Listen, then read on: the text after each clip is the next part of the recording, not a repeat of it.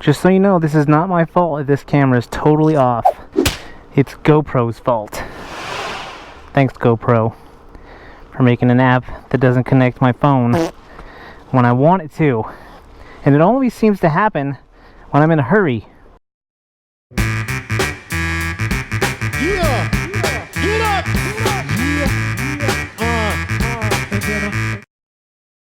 Not to mention, it always seems to happen on a hot day when I'm all geared up and I'm just sweating like crazy and all my stuff.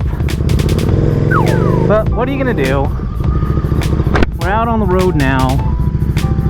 You know, whether or not we can use this footage from this camera is just not gonna make that big of a difference, because if we don't use it, then we don't use it. We got something to talk about today, and it's something that if you've tuned in to watch this video, then you know, it's important to you. So we're just gonna go right to the topic, and that topic today is selling your motorcycle. Now, I know a lot of people, including myself, when they go to buy a new bike, they'll either just trade in their old bike for a price that's not even close to what their bike is worth, which is fine, because a lot of people would rather just do that than go through the hassle of selling their own motorcycle. Some people go through consignment, which typically I think will yield you a little bit more money than if you just traded it in. Right, because they're just going to charge you kind of like a flat fee, and then you're going to get the rest of what your bike sells for. So there's that. But for the rest of us who choose to sell our bikes all on our own, you know, it can be a real big pain. So I'm going to give you 6 quick tips on how you can sell your bike the fastest and how you can do it the most efficiently and effectively. So let's just jump right in. So the first thing is exposure. You want to put your motorcycle on as many websites as you can. Now, the big ones in my area that get your bike the most exposure are Craigslist is always really big, and Cycle Trader. And I think if you've bought a used motorcycle, or if you sold your own motorcycle already, you've used Cycle Trader, so you know what I'm talking about. Cycle Trader will give you a free, I think, 2 weeks, and then after that you got to pay to put it back up. And Craigslist obviously is always free. But I also know that Facebook does posts now. It's called the Facebook Marketplace, and that I have bought stuff up. I've never bought anything like big ticket, not even anything close to a new motorcycle or a used motorcycle. So that is something that if you've got any experience with, please leave it in the comments. Maybe you've got some bad feedback or some good feedback. So that's tip number 1, is exposure. My second tip for you to sell your bike the most efficient way possible is to respond quickly. You want to make sure if someone hits you up about your bike because they want to buy it or they want to come see it, you want to respond as quickly as possible. There are a lot of bikes for sale, and a lot of the times there'll be more than one of the bike that you're trying to sell for sale on Craigslist or wherever it might be.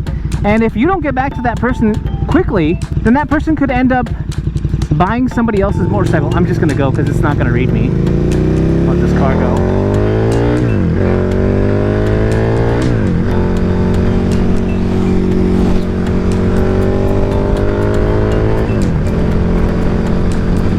So you got to respond quickly, and you've got to really think of this as, you know, you're a salesperson.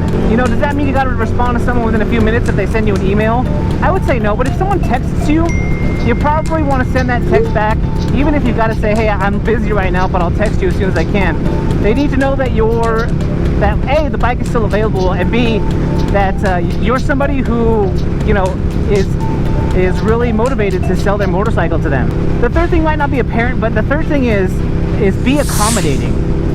Now, it might seem like you're doing that person that you're trying to sell your bike to a favor, but who's the one that's going to benefit from the most? You are, because you're the one that's going to get the money for your motorcycle. So you've got to be accommodating.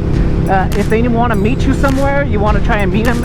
If they want to meet halfway, if you know they want to meet at a time that's more convenient for them, you've got to be as accommodating as you can, because again, even though no one likes to do this, you got to think of yourself as a salesman in this way. And if you're not going to be accommodating, then like I said about being responsive, people are going to find another place to go. The fourth thing seems obvious, but you know, I have to mention it because it's important. And the fourth thing is be honest. You've got to be honest about your bike. You want to disclose absolutely everything that you can, because I mean, you're sharing a lot of personal information with this person that you're selling your bike to. They're going to have your personal information, so you know you've got to be honest, and you got to disclose as much as you can. You want to, if you can, you want to have a vehicle history report ready to hand over or to email to somebody. And you just want to have, you know, if you had service done recently, you want to keep records. This is probably the best practice that you can do, is keep all your receipts, and so that they can see for sure and they don't have to just take your word for it that you took good care of your bike. And let's say you didn't take good care of your bike and it's been in your garage, it's just been sitting. That too you want to be honest about. You just want to be as open about the transaction that's about to take place as you can. The last thing you want to do is keep secrets or not tell them about something that's wrong with the bike that you know about, just because you want to get rid of it. Trust me, if you're selling your bike, there's somebody out there that wants your bike, whether it runs or not. There's somebody out there that connects with your bike and that's going to want your bike. So sometimes you just got to be patient, and that's not one of my items here, but patience is definitely a factor when it comes to selling your motorcycle. All right, tip number 5 is sweeten the deal. Now, when I say sweeten the deal, I'm not talking about dropping your price, you know, so where, you know, it's going to sell really quickly. What I'm talking about is you want to let people know. Let's say you've done a lot of mods to your bike. Some people don't want all those mods that you've done. So if you have the old parts from your bike, offer those old parts, especially if they're still in good condition. And maybe even more so if maybe you're asking a little bit more than they want to pay. Tell them, you know, I know that you want the bike stock. Tell them you'll put the parts back on. You know, do all these little things that it might take to get the sale done. If you've got extra oil laying around for the bike, if you've got an extra filter, you know, find the little things that will sweeten the deal for somebody who might be considering another bike that's the same model or maybe a similar bike. This is the time that you've got to put that salesman hat on. And the last tip that I have for you, and this might seem obvious too, but trust me, I've been to a lot of people's houses and a lot of dealers too even, where the bikes just aren't clean. So my last thing here is clean and detail your bike. When people come to look at your bike because they want to buy it, they're going to go over that thing with a fine-tooth comb, and if there's dust or, you know, spider webs or leaves or whatever it might be, bugs all over your bike, you know, it's just gonna leave a bad taste in the mouth of that person looking at that bike. So clean and detail your bike. You know, even if you take great care of your bike on the inside, you know, as far as engine goes and as far as electronics go on your bike, you've got to show that outwardly, and the way that you do that is by washing it and detailing it and making it look like a bike that they want to buy. I hope these tips are helpful. If you're out there and you've sold your bike, and let me just, I should have prefaced this whole thing with this. I've sold 3 out of the 5 bikes that I've owned personally. So I have a good deal of experience with selling my bike to complete strangers. And I'm just trying to pass along that knowledge. If you want to call it wisdom, you can call it that.